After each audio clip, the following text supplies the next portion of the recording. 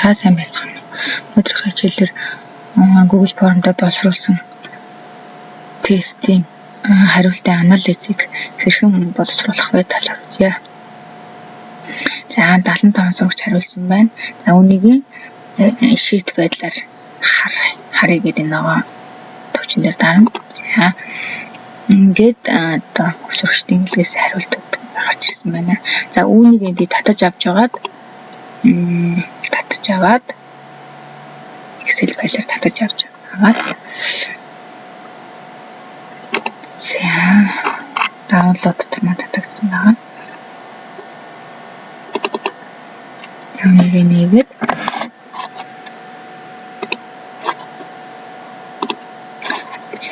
ийм байдал тарагдаж байна. За энэ шийтэй хувилж өгнө, копи хийж өгнө. Create copy.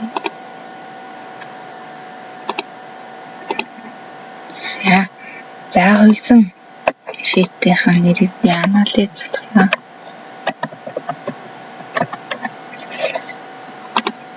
За анализ хийх хуудсан дээр хэрэггүй зүйлүүдээ бэлтгээд өгчнө. Асуулт бол нарт асуултыг гаргацсан дээр хэлж бэлтээ. За асуултууд ингээд дугаарлаад өгнө. 14 асуулттай байна. Яригдах байдлаар жижигрүүлээд. За энэ хариултуудын сурагчдын хариултуудыг арилгах нь төвчөн дараад тийм.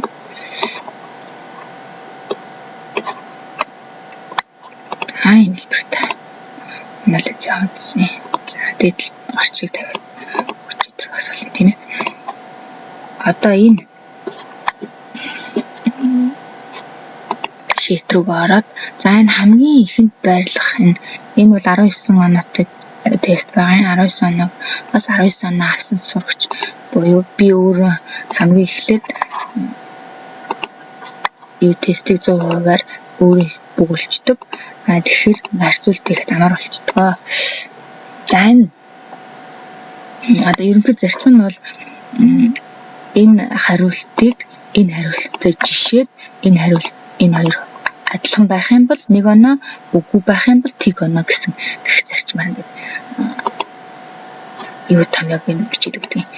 За даацрангийн нэгдүгээр асуултны оноог нь гаргахын тулд за томьёоны бүндэр тэнцвэрийн тэмдэг тавиад if алтан нэгээд хамаа их төс нөхрөг ороод даацрангийн нэгдүгээр асуултыг тэнцвэр эхний асуулттай харьцуулах асуулт хаягийг оруулж өглөө. Асуулт тавилаа. Нэг үгүй байх юм бол тэг байна. За энэ сурагчдын бүх хариултыг зөвхөн энэ эхний мөртэй харьцуулж өгөхийн тулд эхний мөрийн хаягийг төгжид долларын тэмдэг тавиад өгөх. За тэгээд халтаа хахад одоо нэг аргашаад нэг авлаад за мөн доош хуулаад за энэ тарагдаж байна 19 100% хариулсан хүүхдийн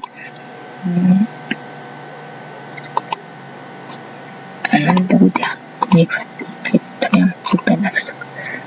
За ингээд энэ файлаа хадгалнаа гэсэн. За дараагийн нэг анализ нь оноотойгоо шууд автоматар гарч ирдэг нэг аргыг танилцуулъя. За энэ асуулга талбарынхаа хариуг CSV хүртгэлтэй файл татаж авна гэсэн үг гэдэг. За тэнгуү CSV хүртгэлтэй файл маань винраар хэлбэртэй ингээд татагдаж авна.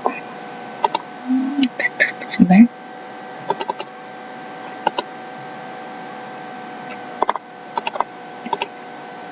За download дотор за винраар задлахад хичээлийн үнэлгээ гэдэг гараад ирнэ. За CSV хүртгэлтэй файлыг шууд нээхэд энэ example ийм хэлбэртэй гарч ирнэ. За тиймээс шинэ файл нээж агаад CSS өргөсөлтөй файл нэх аргаар нэн дата руу ороод form text гэдэг нь ороод download дээр CSS өргөсөлтөй файл маань гэдэг. Import. За нэг delimited гэдэг сонгож өгнө. Next гэж байна. За энэ маань бичвэрүүд маань талбарууд маань ямар тэмдэгтээр тусгаарлагдсан байна вэ? Тэрнийг сонгоо гэсэн. За энэ тохиолдолд бол таслалаар тусгаарлагдсан байгаа учраас таслал бичиж өгөөд next. За finish. Энэ үснэгтийг хаанаас эхлэх вэ гэсэн. Агийн нэг төр загч юм байрлаад окей. Окей.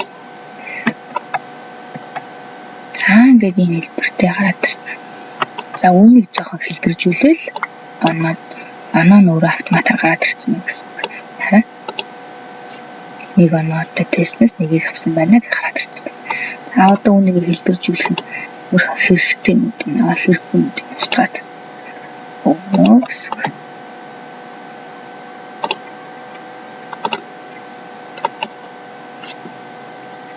За санал хүсэлт хариулт гэсэн талбарт ингээд тусгаад өгч байна.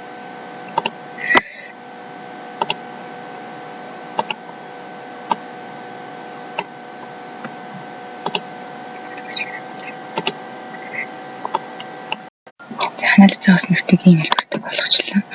За энэ ардлын тоон авах оноо нурлынх нь авсан оноо байна. За бүр зөвхөн авсан оноог нь оруулж өгөө гэх юм бол нэг баг нь нэмж өгөөд томьёо оруулаад өгчих болтой тийм ээ. За тэнцүү.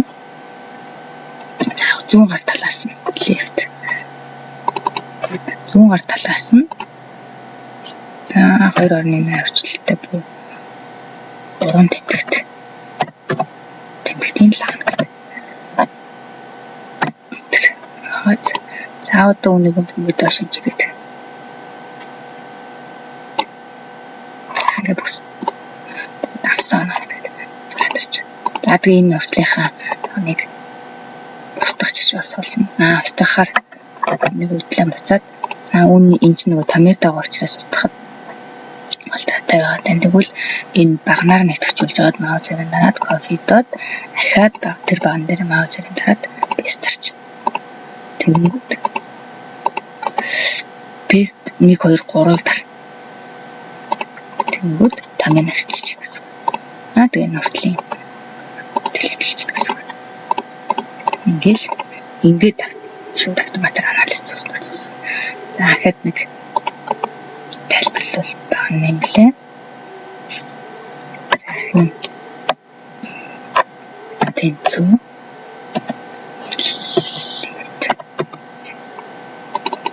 Лет тайник. Тэгтээ гурван тэмдэгтийг талтаад.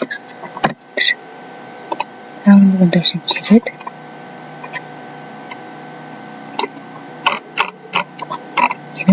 тамиг нэрлэхтаа багтаар нэтгэжүүлж байгаа битаа манай нэтгэжүүлж байгаа зэрэг дараад 1 2 3 paste гэдэг тийм.